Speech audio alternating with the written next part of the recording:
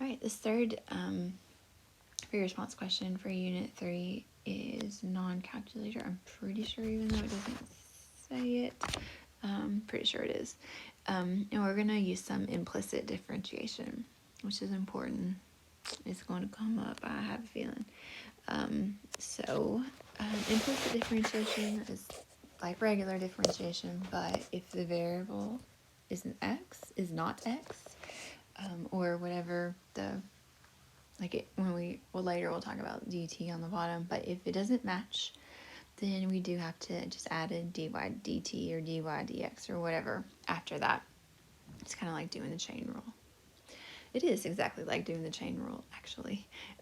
So on this one, they are telling us to show that dy dx is equal to that expression. So we know what we're supposed to end up with, which is helpful. But if your work is wrong, then you don't get the point. Everything, they have to be able to follow everything clearly. So let's start with finding the derivative of each side.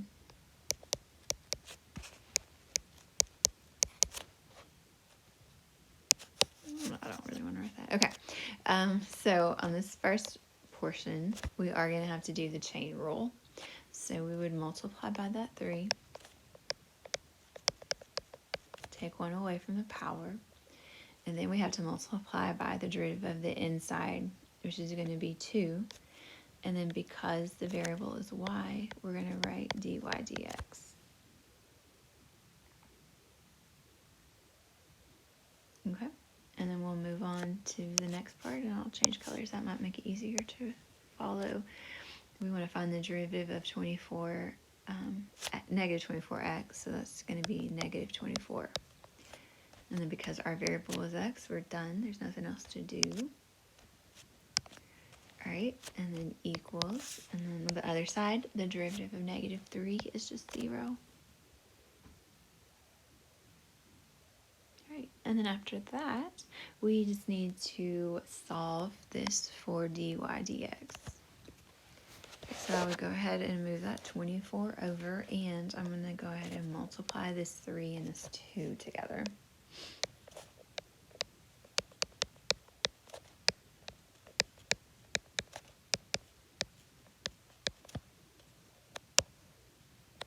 All right, and then divide.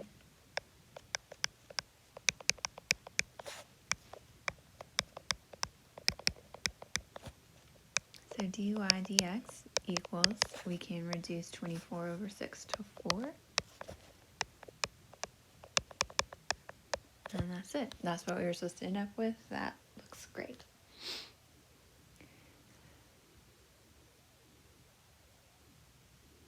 Okay, the second part is a tangent line. So remember that when we do these tangent line problems, we need 2 things. The point of tangency, and we need the slope at that point. Now they straight up give us the point, which is great. And then to find the slope, we're going to use our derivative we just found. So to always remember, the slope comes from the derivative. And so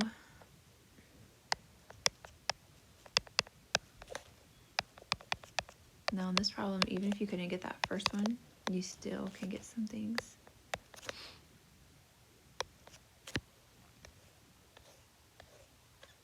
So we would go ahead and put our value in for y.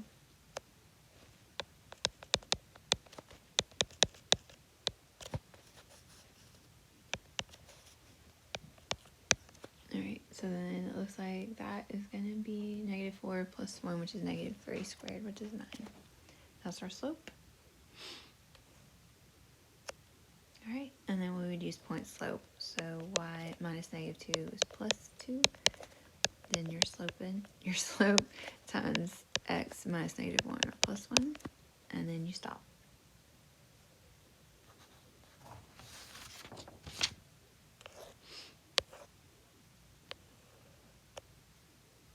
Alright, on this one, they're asking us to find the second derivative. So we're going to use our first derivative and find the derivative of it. I'm going to rewrite it slightly so I can find the derivative easier. So instead of dividing by 2y plus 1 squared, I'm going to multiply by 2y plus 1 to the negative 2. All right, then I would write this in the right notation. So when I find the derivative of a derivative, I have those little 2's. All right, and then I'm going to multiply by the negative 2.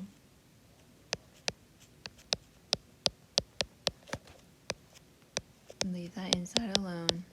Subtract 1 from negative 2. All right, and then don't forget, we multiply by the derivative of the inside. You get a point for that. So even if you don't simplify it down, great. Doing the chain rule, that give you a point for that. But we can do this.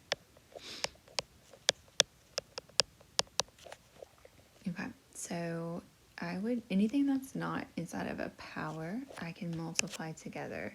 So I can multiply negative 2 times 4 times 2 and get negative 16. All right, this 2y plus 1 to the negative 3 is the same as 2y plus 1 to the third in the denominator. And that is multiplied by dy over dx.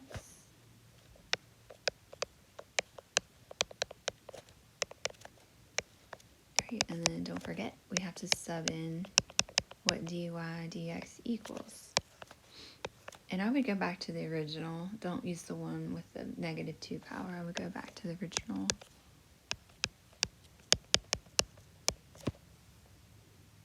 All right. And you would get 1 point for getting to that point right there. If you really wanted to, you could go ahead and multiply across the numerator and across the denominator by adding those powers. But if you're not asked to give the answer in simplest form, you do not have to do that. But it makes it a little easier to plug in the value. Okay, we have to evaluate it at this point. So again, when you guys are taking your test, make sure you're reading the question very, very closely.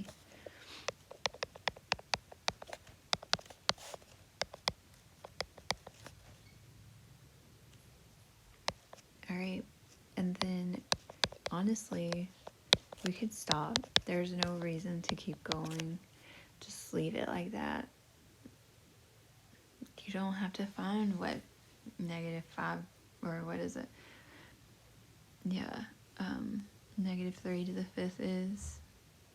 You can stop.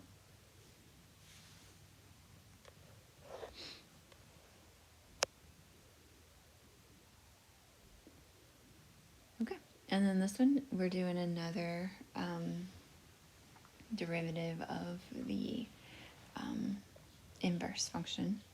So we want to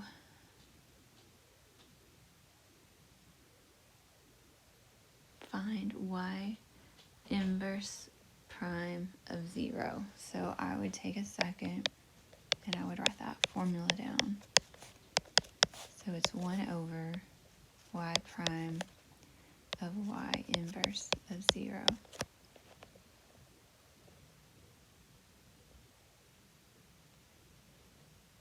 All right, so we would use this point.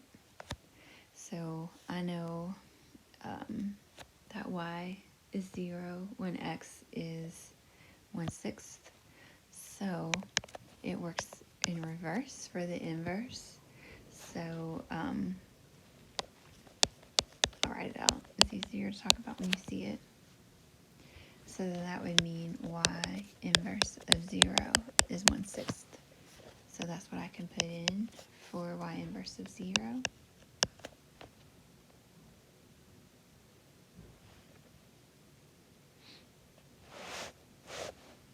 Okay. And then y prime and dy over dx mean the same thing.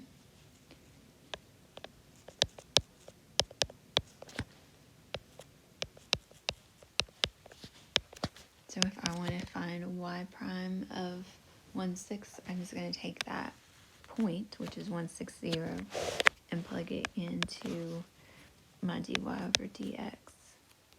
So in the place of y, I'm going to make sure I put in 0.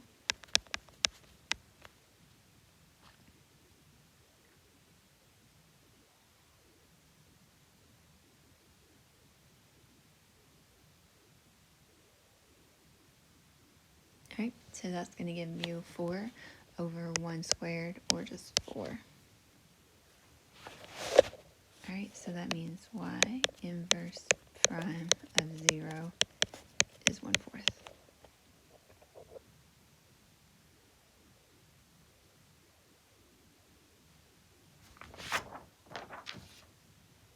Alright, make sure you keep that rule handy. And